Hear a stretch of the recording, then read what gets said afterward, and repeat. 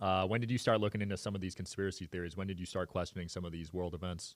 Well, as a comic, I've always been like that because you're always looking at what is versus how people are acting. Like even just the most basic jokes are just what is versus how are people acting. But like the big ones was after the trans kid thing, because that's when I lost trust. You know, it's like, it's kind of like if you're dating someone and then there's a big trust issue and then you just, everything's different after that.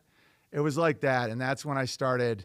And I used to have a physics podcast at Caltech, and I was all about, you know, the science and all that. And then, Wow, that's a big change up. yeah, no, I love actual science. I love the scientific method. I love physics, you know, but once I started seeing what's capable and like what social engineering is and all that, that's when I started questioning. Yeah.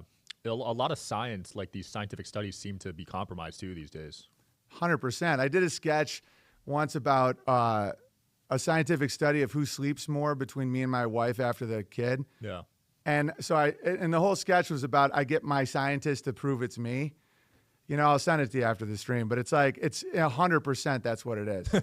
I mean, you look at who's funding it, right? Dude, imagine if I just gave you like $1 million and I'm like, own a company that makes the thing I'm telling you to study. Right. You know, it's usually not super direct because that's just like criminal fraud, but it's almost like the grants at universities where it's just like implied, or like in Hollywood, it's who gets the development deal, like, and then you just see what the behavior is and then you mimic that.